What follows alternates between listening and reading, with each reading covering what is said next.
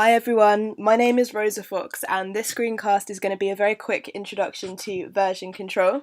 So what is version control? Version control lets you make copies of your work which you can then upload onto the internet. So why would you want to do that? Firstly, it lets you revert back to a previous version of your work.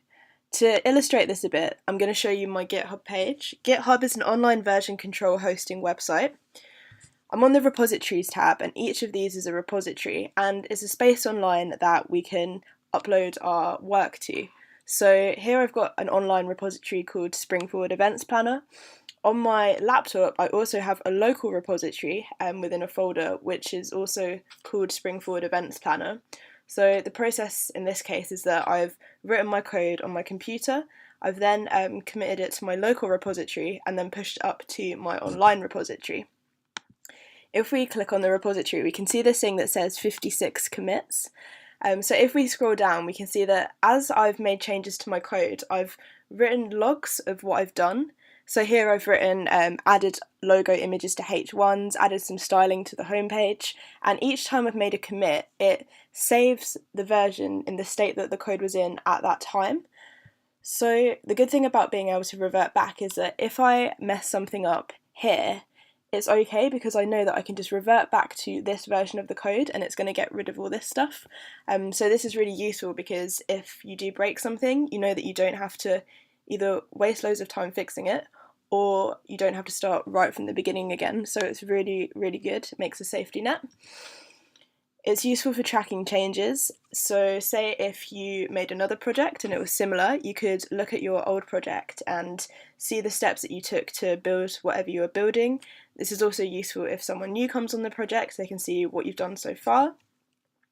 It's really essential for collaboration. So if you're working out there in the real world on a team of developers, they would have access to a repository which they would all contribute to.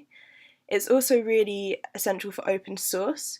If you're not aware of what open source software is, it's, say if you had an idea for a project and you realised that actually it was going to be quite a lot of work and you wanted some help on it, you could put your project up on GitHub and make it public, so it was open source. People could then volunteer to contribute to the code. How they do this is that they would download the code from GitHub onto their computer, they would then make the changes and then they would upload it. They would then say to you in the form of something called a pull request, hey, I've made these changes, can they go in the project? And if you're happy for them to go in the project, you can merge in those changes, and if not, you can say, no, sorry. It's also really useful for backing up your work. This is good, say, if you accidentally spilt a glass of wine over your laptop. Obviously, it would be horrible, but when you got a new laptop, you'd be able to pull your code back down from GitHub and you wouldn't lose it all. It's also really, really useful for experimenting, partly because of being able to revert back to old commits, as I just explained, and also because of the idea of branches. So you have your main branch, called your master branch, and this is kind of like the main version of your code. Then if you wanted to try out a new idea but you didn't know if it was really going to work, you could create a new branch off of master, and this is going to be an exact version of your code, but you can edit your code on that branch, and if you're happy with your changes, you can merge that back into master, the main version of your code, and if you're not happy with it, you can just delete it and get rid of it. And it's really good for putting your stuff online and sharing it with people.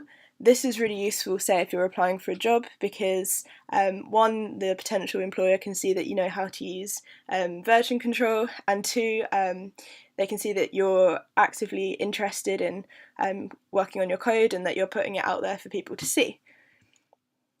There are two types of version control systems. There's centralized version control, and this is when all the developers are connected to a central repository and they push to it. So you basically always need an internet connection in order to make your commits. There's also distributed version control. Some examples are Git, Mercurial, and Bazaar. And this means that you can work without that direct connection to the centralized repository, basically meaning that if you want to make your commits, you can do it locally, so offline, and then when you get an internet connection again, you can push your commits up onto there. There are some alternatives to GitHub, such as Bitbucket and Codeplex. I've been recommending Git and GitHub because it's the most widely used, and there's a lot of support out there if you're learning. If you want to set up Git, you need to download Git onto your computer. You then need to create an account on GitHub, and then you'll need to generate SSH keys so that GitHub can authenticate that it's your computer pushing up to your account. The process of making a change and putting it up on GitHub looks like this. So you have three main stages. Modified. This is that you've made a change, but you've not actually logged it into version control. There's then staged, which is where you've added the changes, but you haven't actually described to version control what they are. And then there's committed, and this is that you've stored the changes and also written a descriptive message of what that change is. And after this point, you can then push it up onto GitHub. So I'm now going to show you how to work through these three stages in order to make a change to your code and then push it up onto GitHub. There are two ways we can do this. One is using the graphical user interface and one is using the command line. Ultimately, I would recommend the command line, but because it's a little bit easier to get started with, I'll first show you how to use the interface. So you can download this for free from GitHub. We need to start by adding a repository. I'm going to call it GitHub example, and that's going to create a new directory on my desktop.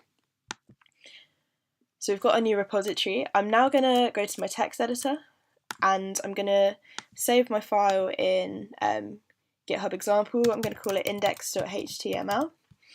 I'm then going to start by adding in a heading, so GitHub example. Going to save that, and then if we go to the user interface, we can see that it's seen that a change has been made. In the interface, the add and commit stage happen at the same time. So what I need to do is write a descriptive commit message in this box here. So I'm going to say added a heading. I'm then going to click on commit to master, and this is going to go onto our main master branch. And we can see here that it's happened, but at the moment we've made the commit locally, but we haven't actually pushed it up onto our online repository. So to do that, I'm going to click on this button, publish.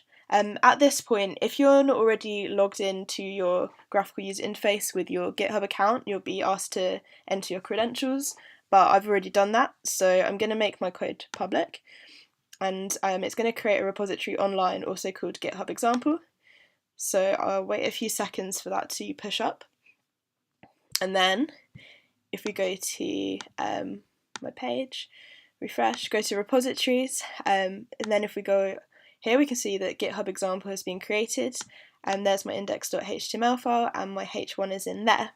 I'll now show you how to do it on the command line. So what I need to do is go to my GitHub example folder, and we can see index.html is in there. So I'm going to make a change. I'll just add a paragraph. So welcome to Git. Save that, and then if I go to my terminal and I enter the command git status, we can see that index.html has been modified. If you do git add and then p, you can see what those changes actually are, and it's saying it's basically asking us if we want to stage it. So I'm going to press Y, which means yes. Now I need to write my descriptive commit message, so I'm going to do git commit then m, and then within the string quotation marks, I'm going to enter a commit. So I'm going to say added a paragraph. So then if we do git status, we can see there's nothing left to commit. If we want to publish our commits, which is putting them onto GitHub, we can use git push. So at this stage, we're going to do git push origin and then master, which is the name of our branch. I'm going to press enter, and that's going to go up on GitHub. Obviously, at first, this does look a bit intimidating, but once you've drilled the commands a few times, you'll kind of have them in your head, and it will become second nature. So then, if we refresh the page, we can see that our second commit, welcome to Git, is there. We can also see it if we go onto our commits here. So That was a very, very quick introduction to version control, but hopefully after watching this screencast, you have a good idea of what version control is and why it's a really, really useful thing to learn.